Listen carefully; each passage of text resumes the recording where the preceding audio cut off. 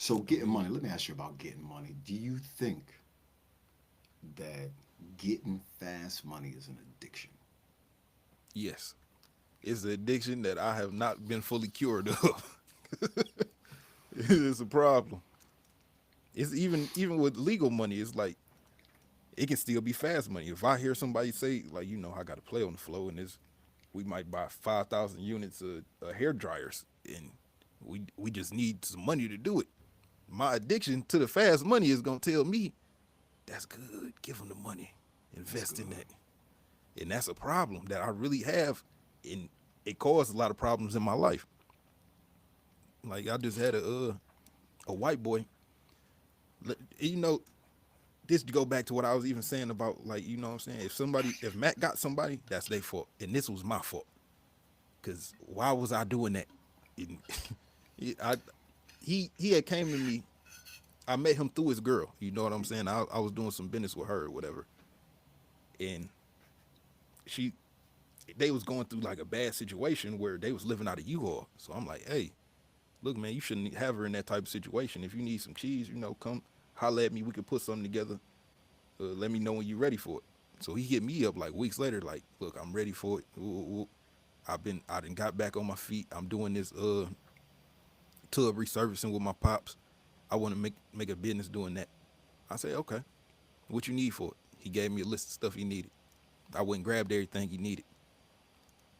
So we get the I have him come over, we get the business started up, you feel me? We do all the paperwork and everything.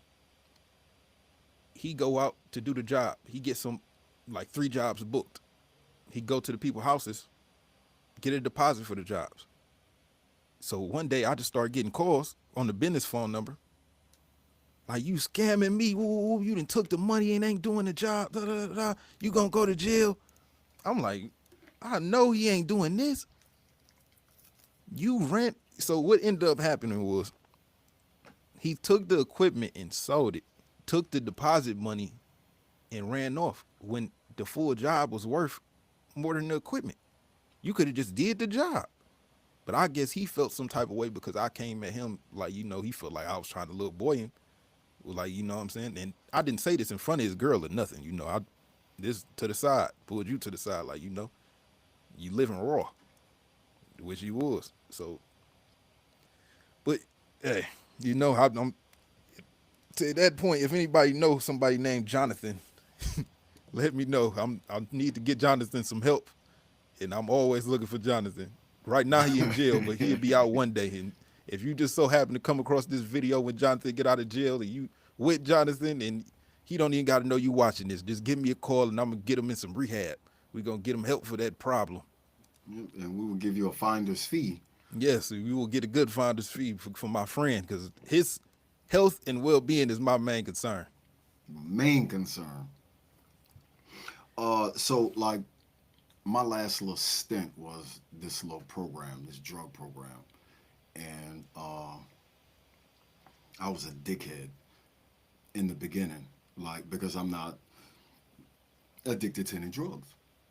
So you know how that go, and how I ended up in this 18-month horses outside insurance paid program. But like I'm 6, and I've got like garbage bags of clothes there, shoes, designer shoes and shit. So it's obviously like I'm a little bit different, and I'm not paying attention in these little drug therapy classes, doing my condescending thing, and this I got into, was that the fight? That was a different. So I did get into the fight. That was the time. So I got into this fight with this nigga. And that's a cardinal rule. No sex, they has co-ed. No sex, no fighting, can't escape. Mm-hmm. Me and this cat go through it. Now I know everything's recorded, all visually recorded. So I keep, and the way I argue with a nigga is just like I'm talking to you. You know, I don't know how to speak fancy like fuck pussy nigga, make my mouth look like chicken. All I don't know how to do that. What do you want to fight? And you need to know how to fight. I believe you can fight, but you need to know how to fight if you're fighting me. So we go through it, whatever, whatever. We walk outside, little smoke area. He's still bumping at the gums, nigga from Jacksonville. So I'm like, okay, this is what we're gonna do. We're gonna make our way to the dorm, and I'm gonna give you exactly what you're looking for. So the camera, all of this sees is him and me just kind of standing there, and then I go first, and he follow me, and of course half the facility follow us. But I tell her, y'all wait outside. So I beat him up, and he's got a shiner and all of this stuff, and so it word spreads. Before I brush my teeth good, word and the staff looking for me, so they looking for excuses. They want to know what happened. So everybody kind of fended for me and saying that I was the victim. And with no sound, just sight, it looks like this guy's all this. I'm calm, and he's following me. So I tell him, listen, don't let, because I'm the winner of the fight, don't let me be the victim. I'm the victim. I just happened to get the best of him. So he went to jail, and I was on thin ice. And there was this one director, and the director, I would say was gay, because he talked like this, and I mean, he had the talk. He had a wife. They were expecting a baby. You know that Like, don't mean nothing, though. and I know it don't mean nothing, but I was like, you know, if it barked like a dog and all that, but God, you got so much other evidence.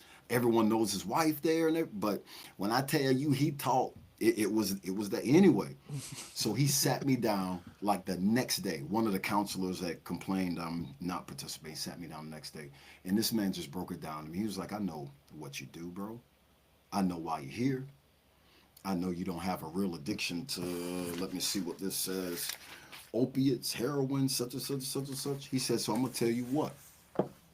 If you scratch out all the drugs and you put in place getting fast money, and if you give me a week of this program, do all the paperwork, do all, because everything's going to come to me. He said, I'll let you skate the rest of the time. Low key. I just want you to actually give it a shot because I think there's some value. And I don't look a gift horse in the mouth. So I said, you know what, I'm going to do it. And like by like the fourth or fifth packet that I'm just rushing and filling in these blanks, I'm like, God damn. Am I really addicted? All that stuff just fit right on in with the thinking, with the addictive keep running into the same wall expecting different results, and you know, keep on going to the same spot because, oh, it's sweet. No, it's not sweet. It just happened to work the last 2-3 times.